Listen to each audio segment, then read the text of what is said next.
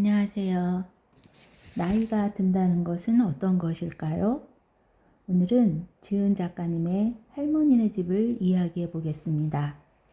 할머니네 집은 지은 작가님이 약 20년 동안 외할머니와 함께 지낸 시간을 바탕으로 그림을 그리고 또 그 이야기를 썼다고 하네요. 할머니네 집은 할머니가 오랫동안 돌아가고 싶은 자신이 사시던 집을 말한다고 하네요. 인터뷰에 의하면 작가는 상실을 겪고 슬픔을 느끼는 사람들과 이야기를 함께 나눌 수 있으면 좋겠다는 마음으로 작업을 했다고 합니다. 10살 무렵부터 할머니와 더불어 성장한 할머니와의 실제 이야기라고 합니다.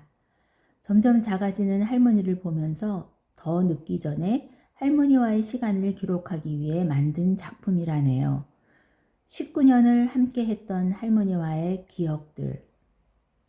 작가는 기억을 잃어버린 할머니의 삶을 있는 그대로 인정하고 바라보면서 무의미해 보이는 할머니의 몸짓에 관심을 기울이면서 끊임없이 할머니와 대화를 주고받습니다.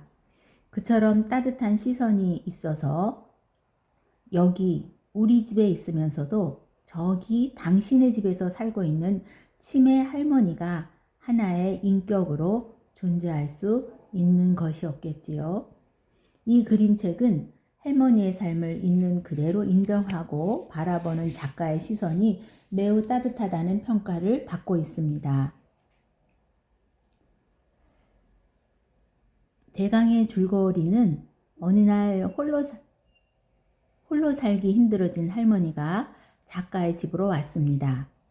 20년대 작가와 함께 살고 있지만 여전히 자신이 살던 집을 그리워하면서 매일 아침마다 가방을 챙겨서 자신의 집으로 갈 채비를 하시는 치매로 기억을 잃어가는 작가의 외할머니와 그것을 지켜보는 손녀의 이야기입니다. 읽어보겠습니다. 그림책 앞표지를 보겠습니다. 짧은 퍼머를 하고 스카프를 두른 입술 화장도 곱게 하신 할머니가 계십니다. 분홍색 꽃잎이 날아다닙니다. 봄인 듯 하죠? 뒷표지를 보겠습니다. 뒷표지는 할머니가 앉으시던 식탁 의자에 할머니의 지팡이가 걸려 있습니다.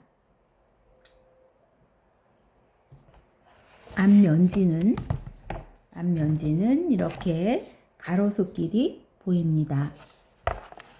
뒷면지에는 같은 길이지만 할머니가 그 길을 지팡이를 짚고 걸어가고 계십니다.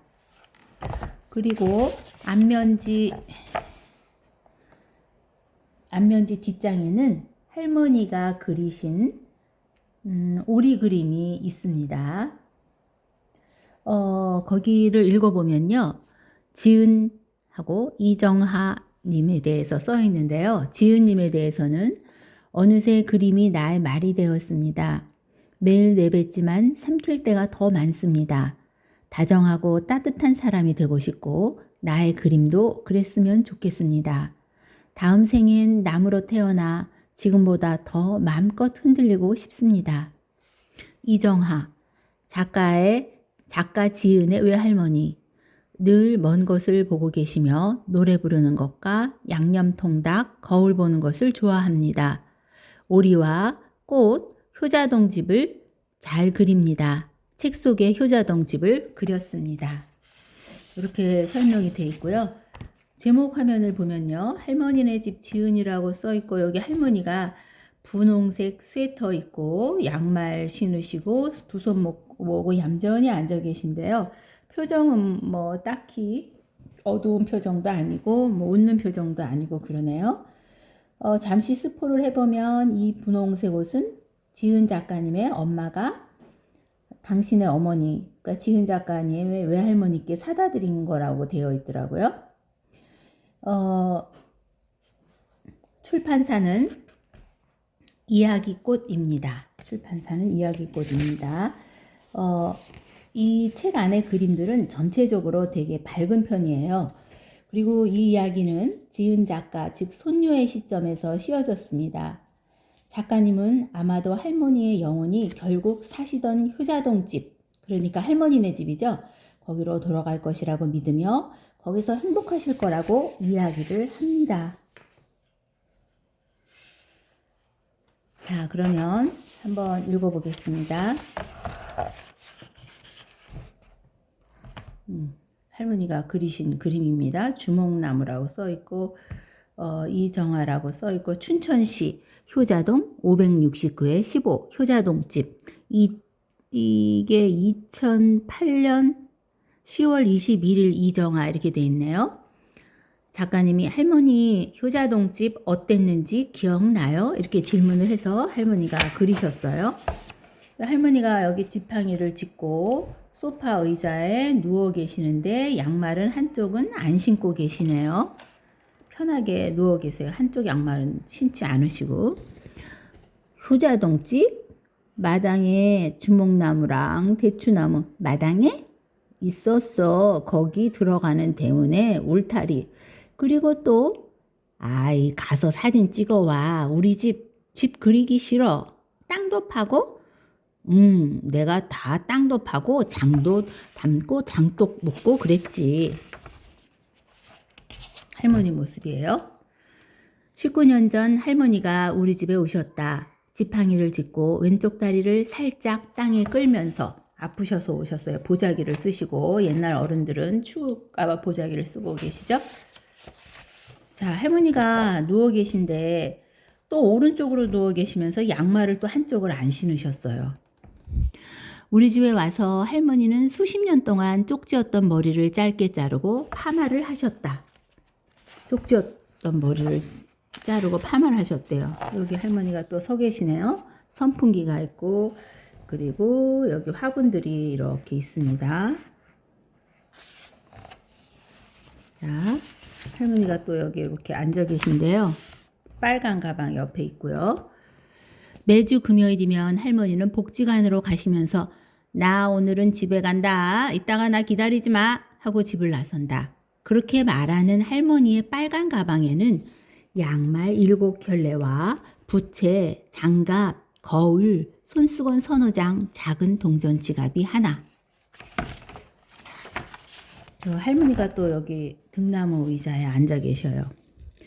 효자일동 569-13 할머니의 모든 기억이 남아있는 곳, 날마다 쓸고 닦아 먼지 한 톨 없는 할머니가 돌아갈 곳, 할머니네 집. 할머니가 무척 부지런하셨었나 봐요. 자, 이제 할머니가 또 이렇게 누워 계신데 밝은 노란색 옷을 입으시고요. 이렇게 누워 계십니다. 항상 오른쪽으로 누우시는 것 같아요. 지금은 남의 집이 되어 예전의 모습을 찾을 수 없는데도 할머니는 기억 속에서 여전히 대문을 열고 들어가신다. 주목나무, 대추나무, 풍나무, 앵두나무, 연탄 보일러, 손수 담근 장 항아리가 나란히 서 있는 곳. 자, 이번엔 할머니가 이렇게 할머니 어디 가셔? 집에 봉숭아 화초 궁금해서 밤나무도 심었지, 대추도 2개나 심었지, 호두도 열렸나 가봐야지. 주인이 어디로 갔나 찾겠어. 이제 좀 가봐야지. 예전에 어디서 들었는데요. 치매 노인들은 자꾸 집으로 가겠다고 한다고 하시긴 하더라고요. 할머니가 의자에 앉아 계십니다. 지팡이를 짚고 나이가 든다는 건 그런 걸까? 점점 허리가 굽고 자주 사례가 걸리고 누군가의 손이 필요한 순간이 늘어나고 집 앞 산책이 너무 멀게만 느껴지는 것. 그리고 여기가 어딘지 생각하는 시간이 많아진다는 것. 자, 할머니가 또 소파에 앉아 계셔요. 보라색 장갑을 끼시고. 할머니는 지금 어디 계실까? 마음에 무얼 품고 누구와 이야기를 나누고 있는 걸까? 할머니가 사는 기억이 어디쯤 나도 있을까? 할머니 이렇게 서 계시죠? 할머니 지금 달 떴는데 구경하세요. 커튼 틈으로 할머니가 달 구경하고 계신가 봐요. 저게 달이야? 아이고 좋은데 할머니 달 보고 소원도 비셔. 건강하게 해주세요. 달님 건강하게 해주세요. 누구를? 나를. 그리고 너네 사이가 강수고 우리 딸이 영이고 손자 손녀딸이 재영이 지은이 모두 건강하게 해주세요. 하느님 아버지. 달이 조그만데 내일은 더 커진대. 희한하네. 달 속에 소나무가 없네. 할머니가 많이 말씀하시네요. 아까 제목 화면에 있던 할머니 그림입니다. 할머니 이거 입어보세요. 어제 엄마가 사온 거예요. 빨간 걸로 사지 그랬어. 눈이 시끄러워. 아이고 세상에. 근데 내 리쿠사쿠 못 봤니? 리쿠사쿠는 가방이에요. 등에다 매는 가방. 검은색 리쿠사쿠가 있었는데 어디를 갔는지 모르겠어. 효자동에 가야 돼. 거기 다 있어. 자, 할머니가 이불을 덮고 누워 계십니다. 할머니 저 가요. 어디를? 서울에 가죠. 가서 공부해야죠. 이렇게 깜깜한데 가? 호랭이가 잡아간다. 조심조심 가거라. 가다가 재미없으면 돌아오너라. 재미없으면 돌아오래요. 자, 이제 할머니가 이불을 덮고 발이 이렇게 두 개 나와 있어요. 이불을 덮고 계세요. 가끔 주무시는 할머니를 가만히 본다. 할머니의 코 밑에 손을 대보기도 하고 오르락 내리락 하는 가슴팍을 확인하고 나서야 마음이 놓이는 날들이 점점 늘어난다. 자, 이제 할머니 뒷모습입니다. 할머니가 모자도 아주 이쁜 걸 쓰시고요. 이렇게 빨간 가방을 메시고 할머니가 계시지 않은 우리 집을 자꾸만 생각하게 된다. 그때도 아무렇지 않게 현관문을 열고 들어갈 수 있을까? 아마도 한동안 할머니 방문은 닫혀 있지 않을까? 떠나간 사람은 모르는 남아있는 사람의 시간은 어떨까? 손녀딸이 할머니가 돌아가신 다음의 시간이 두려운가 봐요. 벌써부터. 자, 할머니 이렇게 양말을 안 신으시고 지팡이 짚고 계시네요. 할머니 용품들이 여기저기 있고요. 장갑, 모자, 양말 이런 거. 날마다 들고 다니시던 빨간 가방과 가짜 밍크 코트, 늘 두르고 계시던 머플러들, 시장놀이에서 산 500원짜리 귀여운 무지개 털모자, 보라색 가죽 장갑, 뽀실뽀실한 양말, 칠이 다 벗겨진 나무지팡이, 꽃무늬 내복, 어디서 난지 모르는 보석 반지들, 이런 것들이 할머니를 대신하게 될까?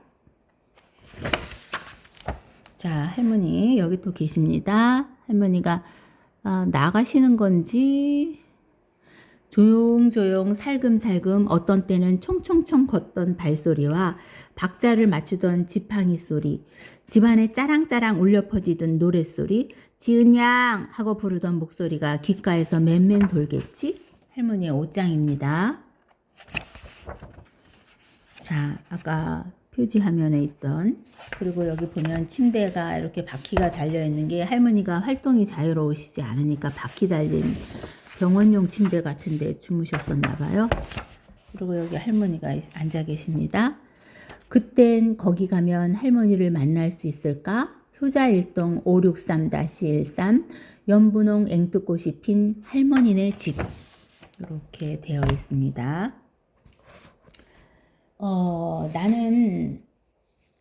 저는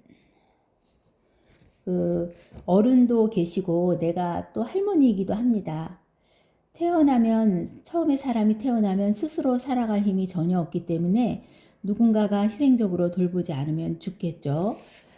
근데 그렇듯이 또 노년에 우리가 죽기 위해서는 누군가의 도움이 필요한 것 같습니다.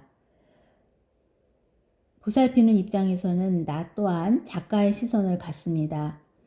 작가의 시선과 같습니다. 한 사람의 가는 길을 따뜻한 시선으로 바라보고 도와줘야 한다고 생각합니다.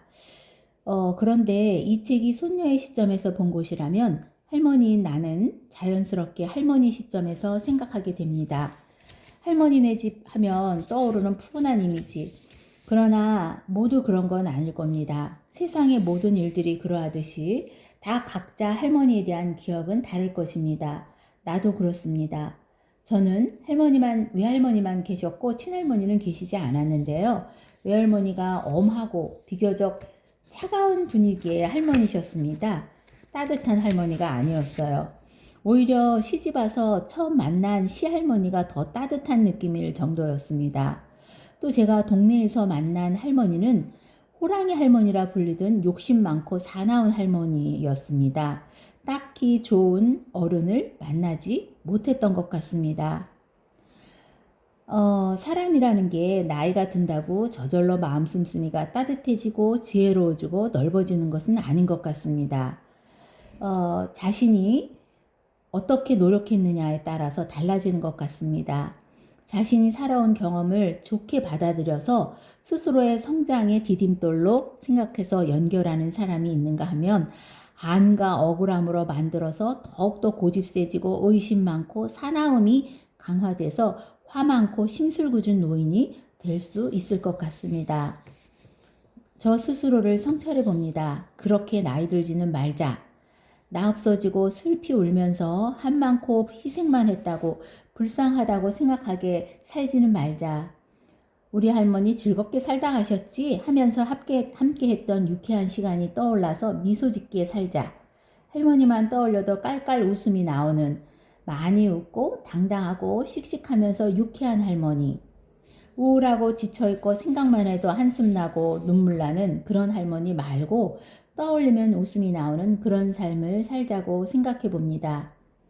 쉽게 생각해 보면 그것이 또 뭐 그리 어려울까? 이런 생각이 듭니다. 어차피 거저로 주어진 것들을 가지고 어떻게 즐겁게 살 것인지만 생각하면 될 것을 가볍고 즐겁게 살다 가야겠습니다. 죽음이란 것이 이별이란 의미에서는 그리고 또 다시는 못 만나고 못 본다는 의미에서는 슬픕니다. 그러나 죽음은 꼭 슬프기만 한 것인가? 우리가 살면서 많은 이별을 겪어보지 않았습니까? 나는 개인적으로 슬프다고만 받아들여지지는 않습니다. 어찌 보면 모든 생명체는 모두 죽습니다. 100년 살았다는 나무도 사실은 100년 전 그 나무는 아니죠. 해마다 새로 태어났습니다. 나 또한 예전의 나는 아닙니다.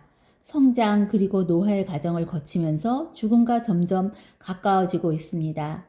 죽은 후에 돌아온 사람이 없으니 그 세상이 어떤 세상인지 우리는 모릅니다.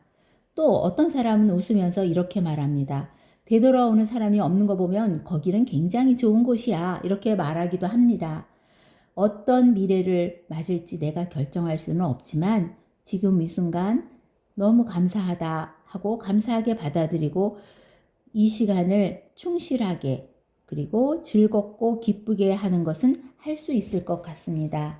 감사합니다.